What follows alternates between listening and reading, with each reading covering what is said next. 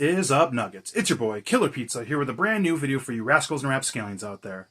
First of all, I want to say happy October 1st. We are officially in the spooky season, the month of Halloween, the one month of the year where all the casual and normal people out there in the world like to watch horror movies as well. And as you guys might know, this year is pretty cool because Friday the 13th falls in October. And you know, with my channel over all the years, I've always tried to do something on Friday the 13th that just makes sense. I always end up flubbing it up. But if you watched my last update video I made, I've decided to review every single Friday the 13th movie this October, which it's going to be a bit of a chore, but I'm going to go for it. I'm going to start with reviewing part 1 in this video, and every day following until the 12th, I will review them. And then on Friday the 13th, I will give my ranking of the entire franchise. Now, I'm going to be using the Scream Factory Friday the 13th box set. I know a lot of people love the Halloween one. It's the original badass box set, but I think this is the best thing they've ever released. It's absolutely beautiful. You can still get this on their website or Amazon, or I'm sure you could even find it for even cheaper, used on Amazon or eBay. I suggest picking this up. Tons of special features, a badass box set, and I've never actually revisited this entire thing, except when I first bought it, I watched them straight through. And, you know, every Friday the 13th, every once in a while, I'll pick up one of these and watch them randomly, more of my favorites. But anyways, we are going to start off with a review of Friday the 13th, Part 1, the original from 1980. Now, this is a movie that gets a lot of criticism, I would say. Some people love it. Some people say it's one of the weaker in the franchise. But regardless, it's one of the most important, you know, the original and whatnot. But anyways, we'll get right into the plot. Not much of a plot, kind of a movie about nothing in a lot of ways. So we meet up with a young girl in the beginning who stops in a small little town, kind of hitchhiking, trying to find a ride out to Camp Crystal Lake. And all the locals out there, including Crazy Ralph, who's a great character, are telling her, you don't want to go up there, Camp Blood or whatnot. She ends up getting a ride up there. And we get more background story from the truck driver that's getting a ride, saying that a young kid named Jason drowned up there years and years ago, I believe 20 years ago before this film. And they closed it down because of that, and they're just now reopening it. So she's going to meet up with the rest of the camp counselors a couple days or weeks or whatever it is before all the kids show up. They're kind of getting the camp ready to go and whatnot. But that does not work out for her. She ends up getting picked up by a second car because the original truck driver, he wouldn't take her all the way there. And this is where we get our first kill. She gets her throat cut and everything, which is totally brutal. I hate seeing that in all horror movies. But anyways, we end up moving to the camp and meeting all the camp counselors and the leader of all the kids and everything. So this is our cast of kids. We got, you know, all types of people. You know, we got the responsible one, the horny one, you got all the stereotypes in all these old movies and whatnot. So a lot of this movie moving forward is a movie about nothing, like I said. Just these kids kind of hanging out, getting into trouble, having sex, all the things you would expect in these types of movies. But where it gets fun is it kind of becomes like a whodunit horror movie. A lot of people, I mean, I don't know who's not familiar with the Friday the 13th franchise, but the original movie does not have Jason in it, and he does not get the hockey mask until part 3. So this is kind of one of a kind in many ways for the Friday the 13th franchise with a whodunit, which can be fun. I'm not the biggest fan of mysteries, but that is one of the things that keeps this movie pretty suspenseful and whatnot. And because a lot of people, I'll say the criticism is this movie's pretty slow. It moves pretty slow until the third act, and even then we have our moments. So that's pretty much the plot. A lot of these movies are similar in that aspect, that we just have a lot of camp counselors meeting up, doing drugs, drinking beers, and fucking, and they get killed off one by one. But like I said, the difference in this one is the whodunit, which, though this has a slow kind of pace in it, I will say I do enjoy it. I won't lie, after rewatching, I did notice how slow it was, but with the soundtrack alone and the atmosphere, I just really like, 1980, a lot of people got to realize too, they filmed this in 79.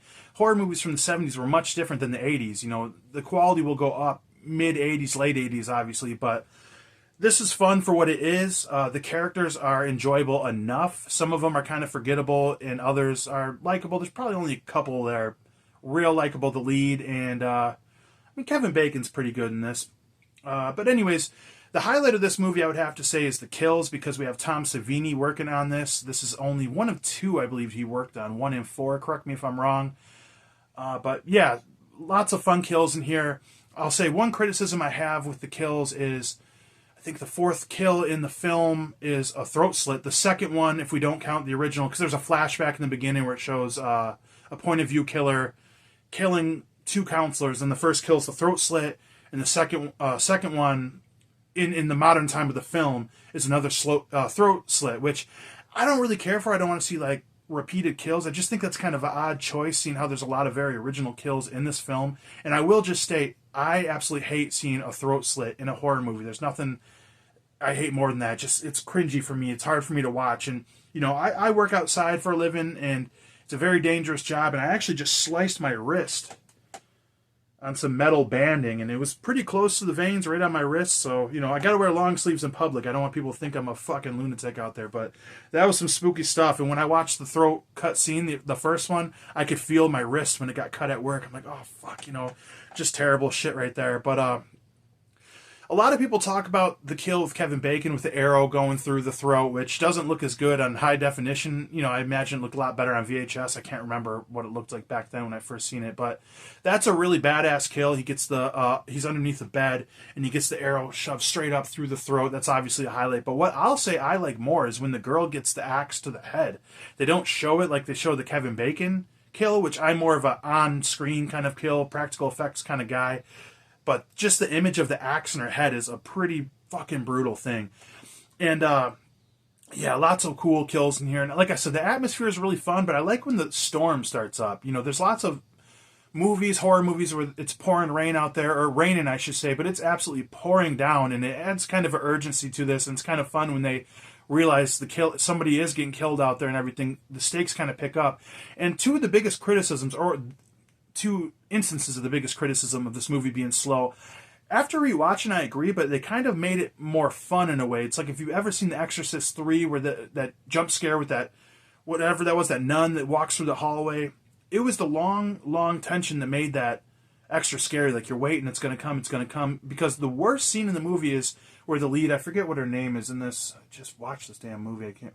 Whatever, but she's making a cup of coffee, old school style, and it goes on forever and ever. But what I do like about this after rewatching it, as long as it went, she ends up opening the door and seeing one of the guys killed with a bunch of arrows, and he's hanging from the door.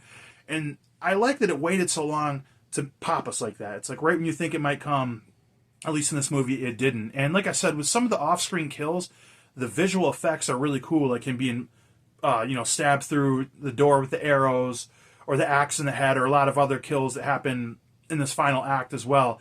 And I believe that happens again a second time where, she's boarding up the door, and it takes forever. The final girl, what the fuck was her name? I can't believe I can't remember. Shit. It's going to really bug me. But yeah, she's boarding up the door and everything, and then a body comes flying through the window. Always love that effect, like a killer actually just picks up the body and throws it directly through the window, especially when you find out who the killer is, which Mrs. Voorhees comes rolling up in a Jeep, which Easter egg you see in the beginning of the movie. So, she ends up being the killer. She takes the final girl, and that is going to fucking bug me. I can't believe I can't remember what the fucking final girl's name is. This. I'm off to a really good start in these reviews, but I just find it funny. She reveals, Miss Voorhees, that she is the killer, and, the fact that she gorilla press slammed this body through the window. I like that I picked these little things to just hang on in these movies, but that's always kind of funny to me. But Pamela Voorhees, right? Mrs. Voorhees. Yeah, I don't know how much to feel about her as the final killer. I know she really didn't give a shit about this movie when she did it, or even to this day, she's warmed up to it, because at the end of the day, this is a cult classic. They end up having a little cat and mouse fight, which I honestly don't mind. There's some strikes in here, like the slaps and everything. It's just kind of comical to me, but it's a better back and forth than a lot of chase scenes, where it's nothing but running, because it's kind of a start, stop in a lot of ways. She swings. I love that she swings a machete at the final girl there, and she gets hit in the head with the frying pan, and then she just walks outside. I hate this in horror movies. It's kind of like the double tap rule in Zombieland, where like you just hit her with a frying pan after she tried to cut your head off with a machete, and then you walk all the way out to a canoe by the lake and just put your back to where she was at, and you don't know if there's more than one killer, and you're like, it's over. It's finally over. Like, I'd be malicious if I was in one of these scenarios, like a serial killer coming after me. Like, I'm going to make sure this person's dead, and if not, like, I would just run and run and run for help. Don't stop. Don't go through the damn woods. Don't hide. Don't run upstairs. All the tropes. But I digress. But Mrs. Voorhees comes out. One more final fight scene, and they're really rolling around MMA style. And then we get a good old machete chopping off the head, which, besides the axe, this is the most iconic kill, slow motion kill. Her hands go up, hairy hands, because the stunt guy doing it. But that's a pretty cool deal. You don't often see decapitations or headshots in horror movies, not all of them. And when you do, it's something to appreciate with the practical effects. But that was pretty cool. And then we go into a scene where she wakes up, a very beautiful looking scene, actually. If you have the Scream Factory, if you pre-ordered this box set, you have the lithograph or the poster of her in the canoe at the very end, which is one of the coolest shots. One day I'd like to go take a tour of Camp Crystal Lake. I believe they let people come there and everything. That'd be a pretty cool spot. But then we get Jason, baby kid Jason, jumping out and pulling her under the canoe into the water, which is one of the most iconic scenes in any horror movies, which I think, due to all the criticisms that this might get, I think that sequence alone is kind of something that is, stuck in everybody's mind, especially if you've seen this when you were a younger kid. And that's kind of the introduction of Jason, where we see him 11 more times. So I think that alone kind of puts respect on the name of this movie. I mean, lots of things, and I would criticize, I don't like her waking up in the hospital and saying, was it just a dream? I guess it makes sense seeing she comes back in the second, but I don't really think that was necessarily needed. That's a criticism of mine. I hate criticizing a classic like this, but those are the criticisms I would give. I would say, it's a pretty slow movie. It has a lot of copycat elements, obviously, to Halloween and a lot of other slashers. I agree with Tabata Vision, Brandon over there, that The Burnin' and Sleepaway Camp are better than the original Friday the 13th. And rewatching this, because I just rewatched Sleepaway Camp a couple months ago because I met Felissa Rose at a horror convention. And there are so many similarities in the two movies, obviously. But if you really think about it, it's like both movies are a whodunit killer with a point of view kill with a shock ending at the very end.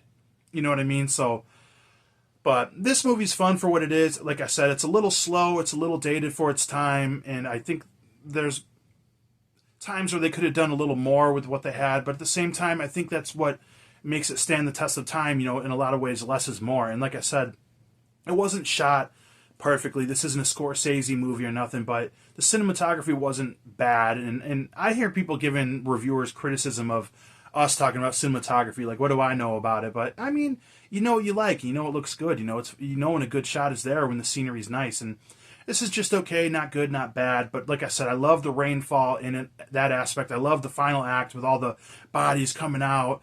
Her discovering all the bodies. That's kind of fun. The score and the kills are the absolute best part of this movie, which, I mean, in a lot of regards, this movie might be slow if you just sit down and watch it just willy-nilly, just to yourself. But this is one of those movies, too, that I like to always say is like a party movie, where if you're having people over and you're just kind of chilling, watching horror movies, especially in the October season, this is a fun one to throw on because you don't have to pay complete attention. You can talk. Like, I hate when I go to a friend's house and they want to throw on a movie because it's like, a lot of movies you got to pay attention to all the dialogue to get it, and it's like someone's going to end up talking. I don't want to just sit in silence the whole damn time, you know what I mean? But this is definitely a building block on all the Friday the 13th movies, and though it took a lot from other slashers, this is 1980, a lot of movies took a lot from this movie as well. So, spoiler alert, when I rank these, this isn't my favorite in the franchise, but I had a lot of fun rewatching this.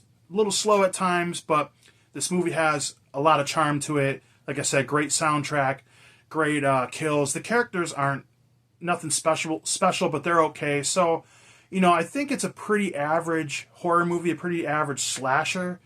But the kills and the soundtrack really make it. I don't really care for Mrs. Voorhees to this day, but it is what it is. I'm still talking about it all these years after, and you guys are watching the video. So, with that being said, I do love this movie. I will say, before I get into all these reviews every day, I love every single Friday the 13th movie. There's maybe one or two I dislike, and I think you guys might know what I'm talking about, but at least for the first 8 Paramount, I think they are a masterpiece. When a lot of people talk about other horror franchises, they don't realize sometimes how inconsistent they are through them. Like, if you look at the Halloween franchise, it's like, there's a lot of stinkers in there, and it's the same with a lot of others. You ever try watching the Leprechaun franchise again, you know?